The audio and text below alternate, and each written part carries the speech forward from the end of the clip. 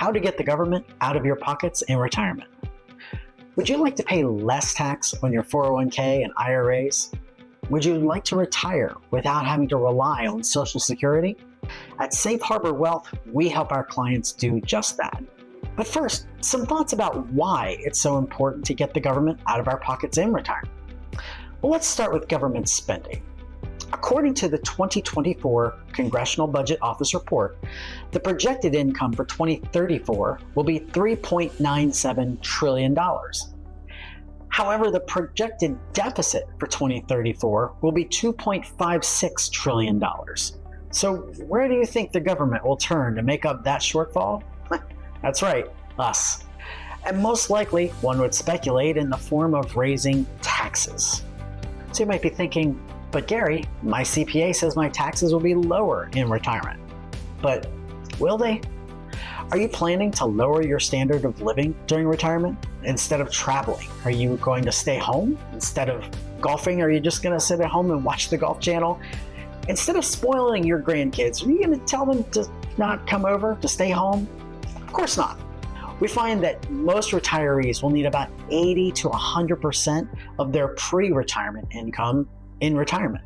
So there's a good chance that your taxes may not be lower in retirement. One other troubling aspect of IRA planning is that the tax rate on your future distributions is unknown. Remember, your IRA or 401k or TSP, it's built on pre-tax dollars. When you begin to pull that money out, every penny is taxable as ordinary income. Even if you can project your income with relative confidence, there's no guarantee that those tax rates are going to remain the same. And while most of us think we pay too much in taxes now, the reality is that the top tax rates today are extremely low in a historical context. Does it make sense then to take your tax break now when the rates are so low? Or would it be better to pay tax on that IRA 401k money now and receive your income tax-free later on during retirement? So let's talk about the tax rates. Although the start of income taxation in the US began as a temporary income tax in 1861, it was 3% on the income of the highest earners. Sound familiar? The very next year, that tax was expanded and made progressive, with higher tax rates on higher incomes.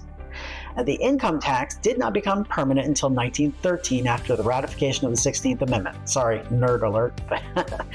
At the beginning of World War I, Congress expanded the tax and raised rates as high as 77%. In the early 1950s, it was over 90%. And try this one on for size.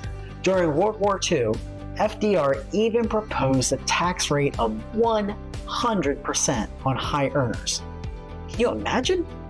Now, some members of Congress, as of late, have been talking about wanting to go back to the 1980 tax rates.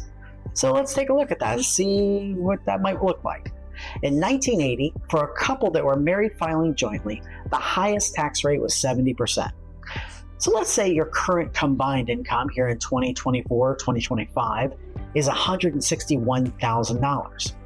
Now, as a couple married filing jointly, that would put you in the 22% tax bracket.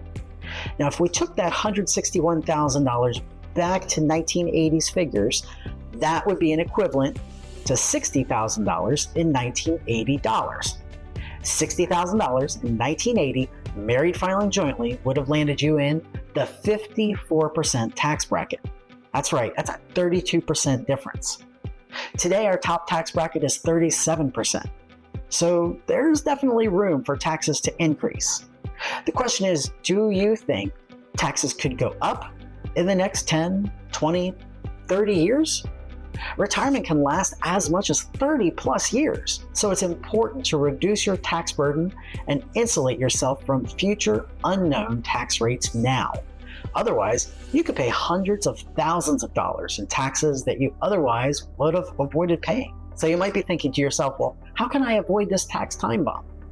Well, one strategy we recommend is Roth conversion. Now, no, I'm not talking about converting all of your pre-tax dollars at once. That would be a huge tax bill. Nobody wants that. And from a fiduciary standpoint, I wouldn't recommend it. It's simply a matter of converting on a systematic basis a portion of your pre-tax dollars in your IRA or 401k or TSP to a Roth. Say, for instance, we convert over a 5-year period. That way we avoid a huge tax bill. We pay the taxes bit by bit. We pay the taxes now when we do the conversion. And your retirement nest egg continues to grow in the Roth IRA.